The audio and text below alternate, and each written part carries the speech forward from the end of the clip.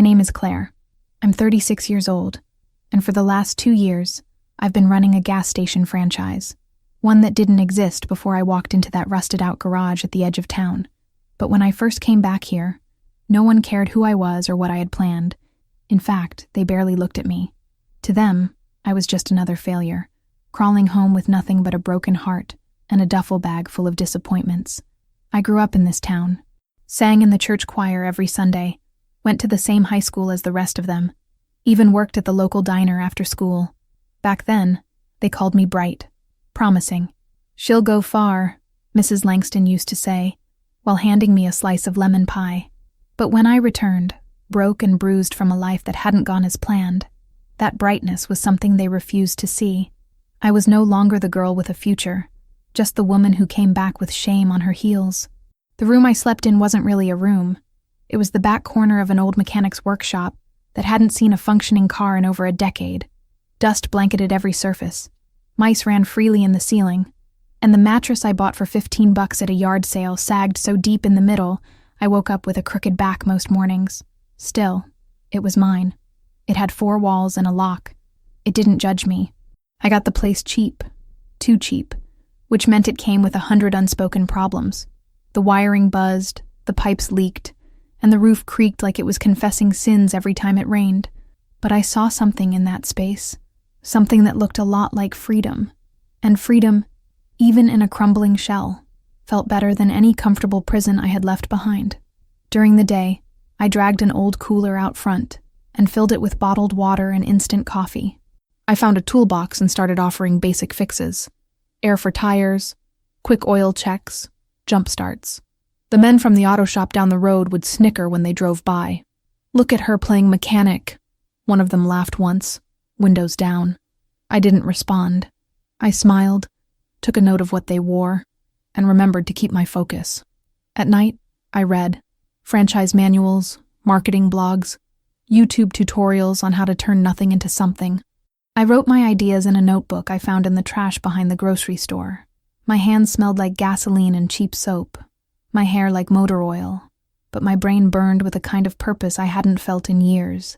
I didn't need anyone to believe in me. I just needed time and grit. Word spread slowly, but it spread. People started coming for my coffee. A few brought their cars when they needed help and didn't want to pay full price. I kept things clean, offered free air and water, always smiled, always said thank you. I knew I wasn't welcome in their social circles anymore, but that didn't mean I had to be bitter. Let them talk. I had work to do. Every Sunday, as they gathered in that white steepled church I once called home, I'd listen from across the street, hear the hymns, the laughter, the forced politeness in their voices. Sometimes they'd talk about me without realizing how loud they were. "She's still in that dump? Poor thing. She used to be so full of potential." I didn't cry. I didn't yell. I swept the floor, made another pot of coffee, and wrote another page of my business plan. You see, they thought I had given up, but I hadn't. I was building something. Quietly. Relentlessly.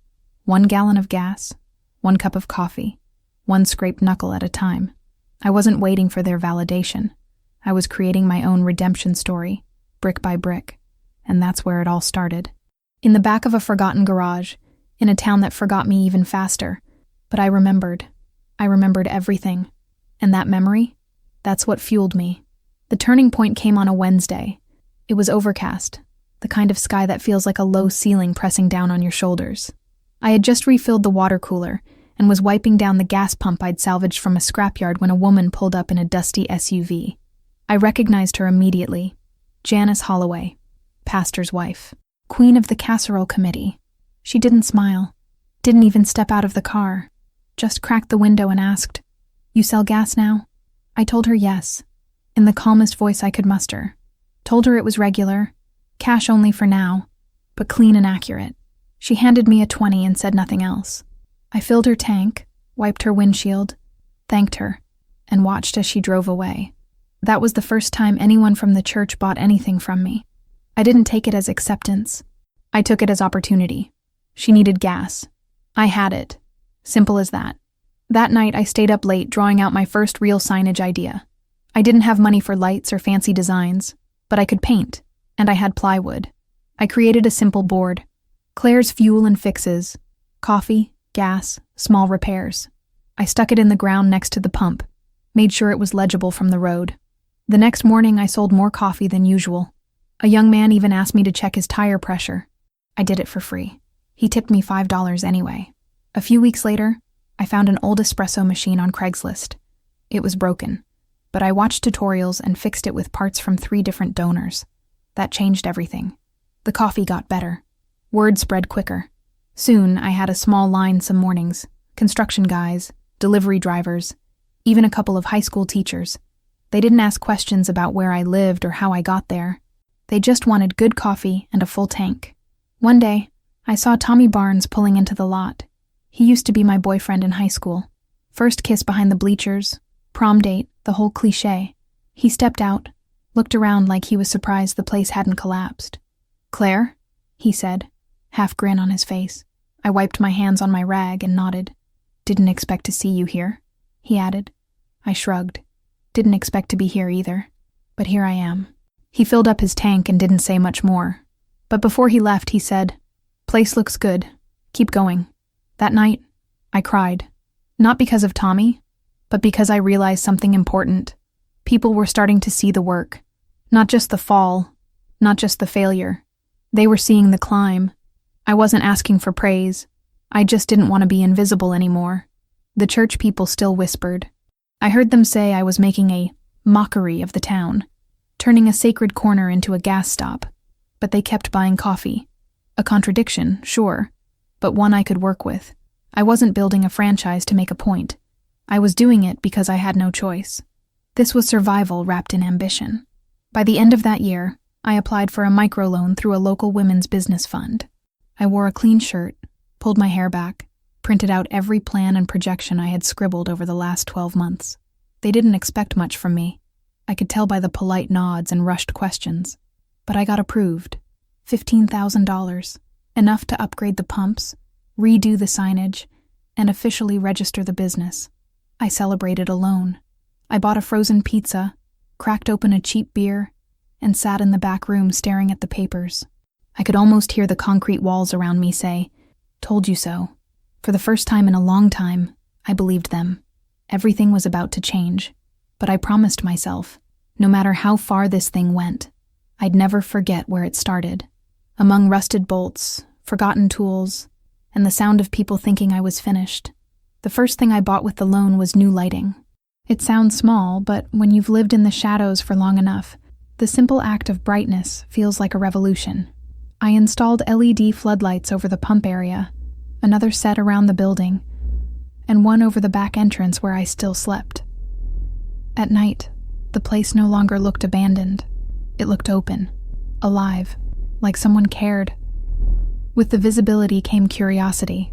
More people started showing up, not just locals, but folks passing through.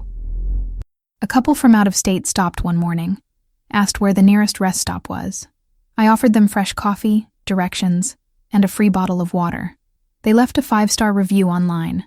That review was followed by more. Soon, my little shop was trending in local maps as the friendliest stop for fuel and caffeine. I reinvested every cent, bought uniforms, just plain black shirts with the logo I'd designed myself. Claire's, clean, simple, proud. I hired 2 part-time helpers, both kids who couldn't find work elsewhere. One was on probation. The other had dropped out of school. I didn't care about their records. I cared that they showed up, worked hard, and respected the space.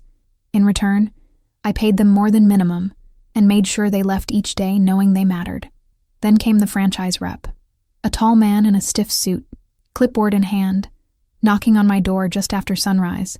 I thought he was with code enforcement at first, but he introduced himself as Jonathan, said he'd been watching the growth online. "We're impressed by your numbers," he said, "and your story. There's room for a pilot partnership if you're interested." My hands were trembling, but I didn't let it show.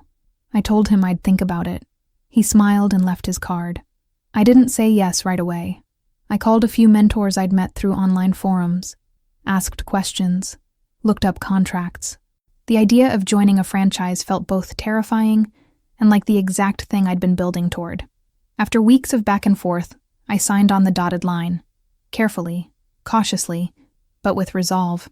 Claire's Fuel and Fixes became part of a regional network, but I kept my name and full creative control. That was non-negotiable. The renovations took months. We gutted the inside, rebuilt the storefront, installed newer pumps, added a small indoor seating area with charging ports. Customers could now grab espresso, snacks, and even fill out job applications at our free-use computer station. The back room? Still mine. Still simple. Still the place where I wrote plans late into the night. My mattress now layered with a better frame and a real pillow. And then came the billboard. I didn't plan it to be in front of the church. That part just happened. Available space, good visibility, a fair price from the ad company. But when I saw the proof of the design, I smiled for the first time in weeks. There I was, arms crossed, in front of my new storefront, with the tagline, "Now fueling your faith," with something real. It wasn't spite. It was poetry. When it went up, no one said anything to my face. But the looks? Oh, they said everything. Some in town called it bold. Others said it was petty. But most just stopped whispering and started watching. The silence that Sunday morning across the street was different, heavier. Even the pastor paused before starting his sermon. He looked out the window, right at the billboard. That afternoon, someone left a Bible on my doorstep. No note, just the book, worn and familiar. I flipped through it. Inside, a line was underlined in red. "The stone the builders rejected has become the cornerstone." I sat on the steps for a while, that Bible on my lap, the sun setting behind the steeple. Maybe it was meant to be comfort, maybe a challenge. Either way, I took it as confirmation. I wasn't trying to outshine anyone. I just didn't want to disappear. And now they couldn't ignore me if they tried. I still sleep in the back room, even now. The walls have been painted, the mattress upgraded, and there's a proper heater humming softly at night. But I never moved out. People assume I stayed out of necessity. They're wrong. This space, once my lowest point, is now the reminder of everything I climbed out of. In the quiet moments before dawn, I lie awake and remember each crack in the ceiling, each cold night I didn't quit. That room isn't shame. It's my foundation, my fortress. Forgiveness is a word people like to use when they realize they've been watching you succeed in silence. I get asked about it more often now. "Have you forgiven them?" they say. Them being the ones who laughed, ignored, judged. I always give the same answer. I don't carry bitterness. Not because they deserve it, but because I deserve peace. Carrying their doubt in my pocket would only slow me down. I forgave them the moment I stopped needing their approval. We're bigger now. 5 employees, full shifts, proper uniforms. I've hired young people who needed second chances, just like I did. One of them, Maya, told me last week she wants to open her own shop one day. I printed out a beginner's guide to business plans and left it on her locker. Watching others grow inside the space I built gives me more pride than any profit margin. This place isn't just about gas. It's about belief, starting with believing in yourself. Last month, I got an email from the franchise headquarters. They want to feature me in a regional campaign, Women Rebuilding Main Street. I laughed when I read the title. I never meant to be anyone's symbol. I just wanted to survive. But I'll do it. Because every time someone sees that story, another woman living in a back room might realize she's not stuck. She's starting. The billboard's still there, shining bright every night. Some in town still think it was a dig at the church, but it wasn't. It was a declaration, not of war, but of presence. A way of saying, I'm here. I exist. I built something. Every time I pass by and see my own face smiling back, I remember the girl who slept next to rusted tools and mice. She didn't need to shout. She just needed light. I returned to the church one Sunday. Quietly, no drama. Sat in the back pew, listened. The pastor spoke about new beginnings, about how sometimes God works through the unexpected. I didn't expect to cry, but I did, just a little. When the service ended, a few familiar faces greeted me. No confessions, no apologies, just nods. And that was enough. Sometimes, healing starts with simple acknowledgement. Outside, I saw Mrs. Langston. Her hands were older, but her eyes hadn't changed. She touched my arm gently and said, "You always had it in you, Claire. I'm sorry we didn't see it sooner." I smiled, Not out of smugness, but gratitude. Some people grow, others take longer. What matters is what you do when the truth finally lands. I didn't need her words, but they felt good. Business is steady now. Profitable, but more than that, respected. I host community nights once a month. Free coffee, open mic, small vendors from around town. People come. They linger. They laugh. The gas station became more than a stop. It became a part of the town's rhythm. The same place they once ignored is now where they gather. I never asked for that. I just opened the doors. People often think the Billboard was my moment of triumph. It wasn't. The real victory was the morning I made coffee without shaking hands, the night I paid rent without counting quarters, the afternoon I looked in the mirror and saw someone I trusted. Triumph doesn't come all at once. It comes in layers, slow, steady, earned, like building anything that matters. So yes, I still live in the back room. I still sweep the floors myself some days, still check the pumps before bed. And every night, before I turn out the lights, I whisper the same thing to the silence that once swallowed me whole. I built this. I built it all. And no one, not shame, not judgment, not even silence, can take that away.